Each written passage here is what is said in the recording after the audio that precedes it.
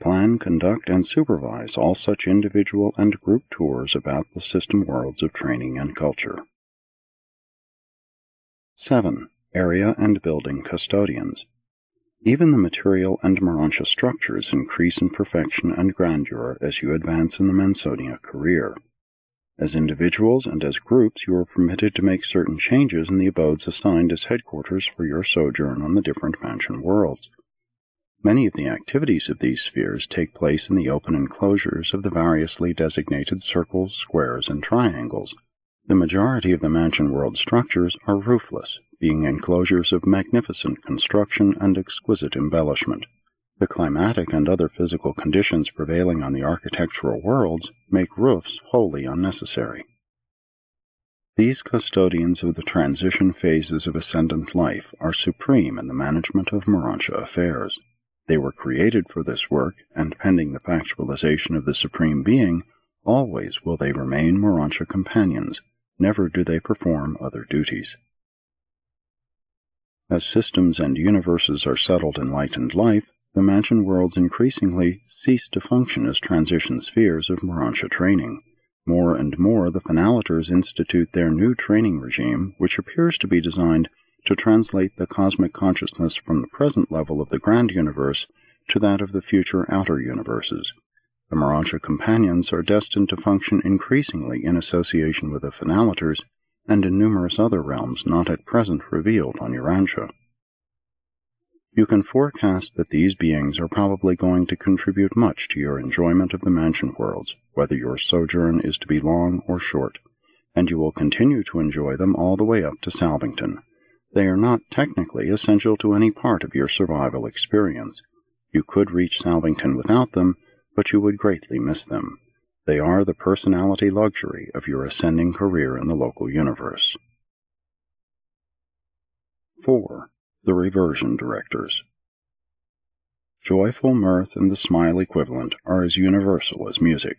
There is a Urantial and a spiritual equivalent of mirth and laughter. The ascendant life is about equally divided between work and play, freedom from assignment. Celestial relaxation and superhuman humor are quite different from their human analogues, but we all actually indulge in a form of both, and they really accomplish for us, in our state, just about what ideal humor is able to do for you on Urantia. The Urantia companions are skillful play sponsors, and they are most ably supported by the Reversion Directors. You would probably best understand the work of the Reversion Directors if they were likened to the higher types of humorists on Urantia, though that would be an exceedingly crude and somewhat unfortunate way in which to try to convey an idea of the function of these directors of change and relaxation, these ministers of the exalted humor of the Urantia and spirit realms. In discussing spirit humor, first let me tell you what it is not. Spirit jest is never tinged with the accentuation of the misfortunes of the weak and erring. Neither is it ever blasphemous of the righteousness and glory of divinity. Our humor embraces 3 general levels of appreciation. 1. Reminiscent jests.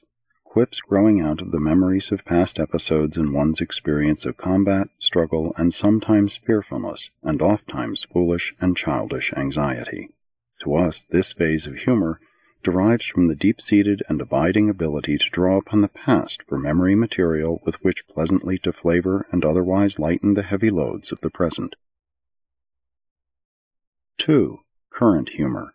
The senselessness of much that so often causes us serious concern. The joy at discovering the unimportance of much of our serious personal anxiety. We are most appreciative of this phase of humor when we are best able to discount the anxieties of the present in favor of the certainties of the future. 3. Prophetic joy. It will perhaps be difficult for mortals to envisage this phase of humor, but we do get a peculiar satisfaction out of the assurance that all things work together for good, for spirits and Urantians as well as for mortals. This aspect of celestial humor grows out of our faith in the loving overcare of our superiors and in the divine stability of our supreme directors. But the Reversion Directors of the realms are not concerned exclusively with depicting the high humor of the various orders of intelligent beings. They are also occupied with the leadership of diversion, spiritual recreation, and Urantia entertainment, and in this connection they have the hearty cooperation of the celestial artisans. The reversion directors themselves are not a created group. They are a recruited corps embracing beings ranging from the Havana natives down through the messenger hosts of space and the ministering spirits of time to the Urantia progressors from the evolutionary worlds.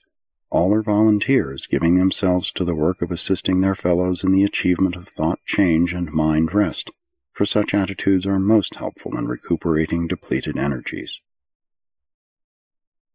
When partially exhausted by the efforts of attainment, and while awaiting the reception of new energy charges, there is agreeable pleasure in living over again the enactments of other days and ages.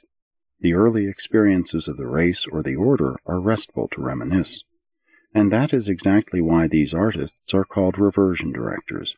They assist in reverting the memory to a former state of development or to a less experienced status of being.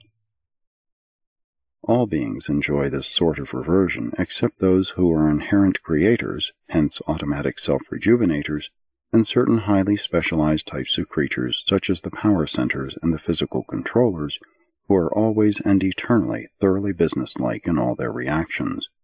These periodic releases from the tension of functional duty are a regular part of life on all worlds throughout the universe of universes, but not on the Isle of Paradise. Beings indigenous to the central abode are incapable of depletion and are not, therefore, subject to re-energizing. And with such beings of eternal paradise perfection, there can be no such reversion to evolutionary experiences. Most of us have come up through lower stages of existence or through progressive levels of our orders, and it is refreshing and in a measure amusing to look back upon certain episodes of our early experience. There is a restfulness in the contemplation of that which is old to one's order, and which lingers as a memory possession of the mind. The future signifies struggle and advancement. It bespeaks work, effort, and achievement. But the past savors of things already mastered and achieved. Contemplation of the past permits of relaxation and such a carefree review as to provoke spirit mirth and a Urantia state of mind verging on merriment. Even mortal humor becomes most hearty when it depicts episodes affecting those just a little beneath one's present developmental state, or when it portrays one's supposed superiors falling victim to the experiences which are commonly associated with supposed inferiors. You of Urantia have allowed much that is at once vulgar and unkind to become confused with your humor, but on the whole you are to be congratulated on a comparatively keen sense of humor. Some of your races have a rich vein of it, and are greatly helped in their earthly careers thereby. Apparently you received much in the way of humor from your Adamic inheritance, much more than was secured of either music or art.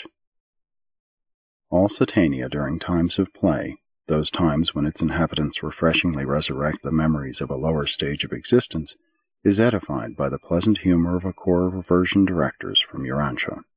This sense of celestial humor we have with us always, even when engaged in the most difficult of assignments. It helps to avoid an overdevelopment of the notion of one's self-importance. But we do not give rein to it freely, as you might say, have fun, except when we are in recess from the serious assignments of our respective orders.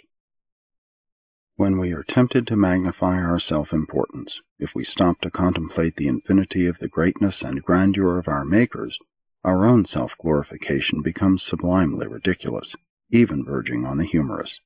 One of the functions of humor is to help all of us take ourselves less seriously. Humor is the divine antidote for exaltation of ego. The need for the relaxation and diversion of humor is greatest in those orders of ascendant beings who are subjected to sustained stress in their upward struggles. The two extremes of life have little need for humorous diversions. Primitive men have no capacity therefore, and beings of paradise perfection have no need thereof. The hosts of Avona are naturally a joyous and exhilarating assemblage of supremely happy personalities. On Paradise the quality of worship obviates the necessity for reversion activities. But among those who start their careers far below the goal of Paradise perfection, there is a large place for the ministry of the reversion directors. The higher the mortal species, the greater